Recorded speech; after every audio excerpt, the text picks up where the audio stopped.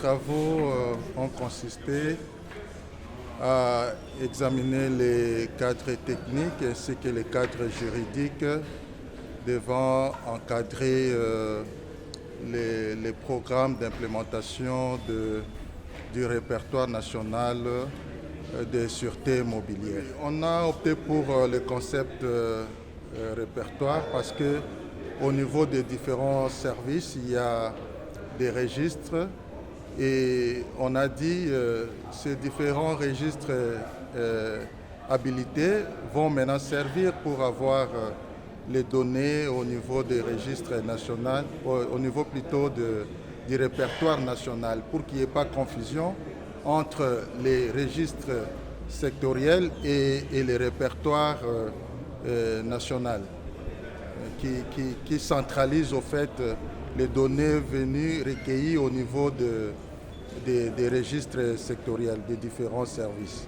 Il y a eu un consultant qui a été recruté par le projet Transform et ce consultant a apporté des livrables. Il y a eu le travail informatique et il a fallu également qu'on examine les textes qui vont encadrer, n'est-ce pas, cette implémentation du répertoire national de sûreté mobilière. Donc il y a eu un travail de présentation ici, il y avait un atelier ici à l'hôtel Sultani. On a travaillé, on a validé ces livrables et il a fallu, tel que l'atelier avait, disons, les résolutions sorties de l'atelier, il fallait aller à Brazzaville et à Yaoundé pour l'échange d'expériences. Au Congo-Brazza, on a un décret qui venait d'être signé. Donc, le répertoire n'est pas encore opérationnel chez eux. Nous sommes allés au Cameroun, à Yaoundé, et c'est là où on a bénéficié de leur expérience, puisque c'est depuis 2018 qu'ils ont commencé. Et maintenant, avec l'expérience que nous avons acquise de l'autre côté, il a fallu maintenant qu'on enrichisse notre texte, ce que nous venons, n'est-ce pas, d'analyser aujourd'hui, article après article. Donc maintenant, là, nous allons, au niveau du groupe technique, valider ce travail que nous allons présenter aux autorités, et notamment notre ministre va transmettre ce projet, n'est-ce pas, au Premier ministre pour la signature, comme nous avons opté pour les décrets. C'est dans le souci de l'inclusion financière. Donc, voyez, s'il n'y a pas de classe moyenne dans une société, c'est un peu compliqué. Donc, c'est dans les soucis, n'est-ce pas, de faciliter l'accès au crédit aux petites et moyennes entreprises, aux femmes entrepreneurs, aux jeunes qui sont dans les petites et moyennes entreprises.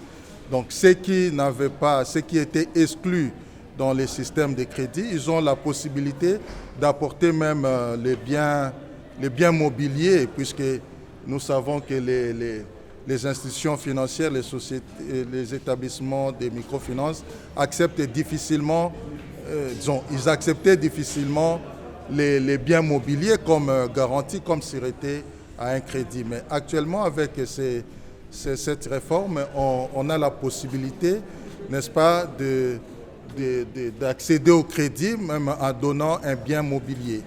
Voilà, c'est l'intérêt que nous avons dans cette réforme. Dans les systèmes camerounais, par exemple, ils ont les fonds de garantie, le fonds de garantie qui permet de créer l'équilibre, parce qu'ici, nous avons opté pour que ceux qui vont accéder, ceux qui vont consulter les répertoires, payent quelque chose pour accéder à la plateforme.